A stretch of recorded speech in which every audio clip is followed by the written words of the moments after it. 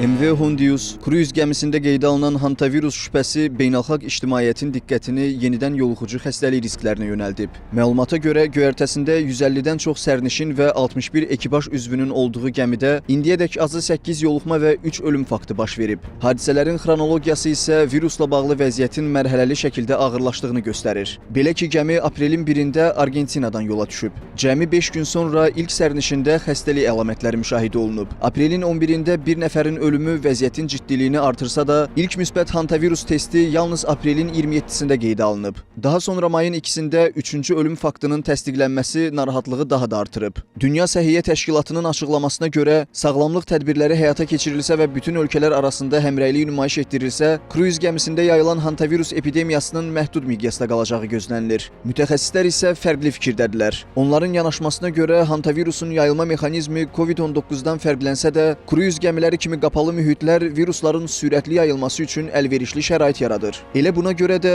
gəmidə qeydə alınan yoluxmalar dünya mediasında geniş müzakirə olunur. Hazırda diqqətlər mayın 10-da gəminin Santa Cruz de Tenerife limanına çatacağı ana yönəlib. Çünki sərnişinlərin gəmini tərk edərək müxtəlif ölkələrə səfər etməsi beynəlxalq nəzarət tədbirlərini gündəmə gətirir. Hantavirusla bağlı narahatlığın əsas səbəbi yoluxmanın qapalı və məhdud mühitdə, yəni kruz gəmisində baş verməsidir. Belə şəraitdə virusun yayılma zəncirini izləmək və təcrid tədbirlərini vaxtında həyata keçirmək daha çətin olur. Hantavirusun insandan insana ötürülməsi COVID-19 qədər sürətli və geniş yayılmasa da, ardıcıl yoluxma hallarının beynəlxalq səviyyə qurumlarını ehtiyatlı davranmağa vadar edir. Xüsusilə son illərdə pandemiyaların yaratdığı təcrübə səbəbindən dünya ictimaiyyəti yeni virus təhlükələrinə qarşı daha həssasdır.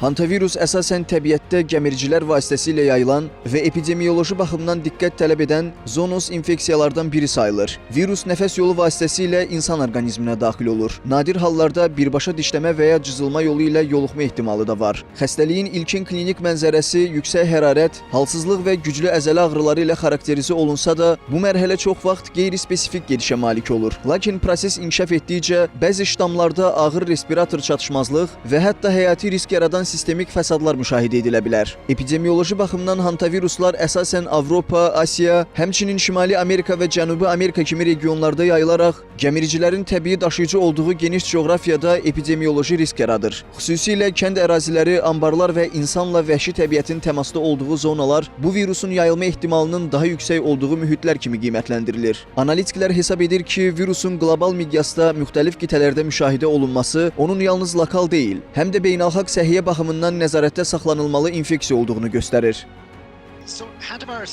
Bu virus artıq tək bir regionla məhdudlaşmır və bir neçə qitədə eyni zamanda dövrü olaraq qeydə alınır. Belə geniş coğrafi yayılma isə virusun yalnız lokal epidemiyalar deyil, potensial olaraq beynəlxalq miqyaslı səhiyyə riskinə çevrilə biləcəyini göstərir. Bundan əlavə, gəmiricilərin çox geniş arealda yayılması virusu nəzarətdən kənar yaşamağı üçün mühit yaradır və bu da virusu tam yox etməni çətinləşdirir. Belə olan halda bu amillər xəstəliyin daimi monitorinq altında saxlanmasını zəruri edən əsas faktorlar kimi qiymətləndirilir.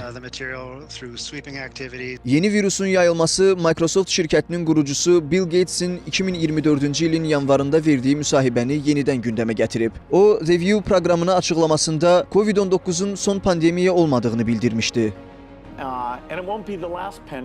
Pandemiya təəssüf ki, kifayət qədər proqnozlaşdırıla bilən idi və bu sonuncu olmayacaq. Növbəti pandemiya daha da ağır ola bilər. Yəni bu virus milyonlarla insanın ölümünə səbəb oldu. Çox dəhşətli idi və biz vaksin əldə etdik. Böyük ehtimalla növbəti 25 il ərzində belə bir hadisə ilə yenə qarşılaşacağıq. Hətta hazırda diqqətlə izlənilən bəzi patogenlər də var ki, onlar narahatlıq yaradır. Məsələ ondadır ki, həm təbii mutasiyalar, həm də qlobal hərəkətlilik yeni riskləri artırır. Buna görə də elm adamları və səhiyyə qurumları potensial təhlükələri daimi nəzarətdə saxlayır.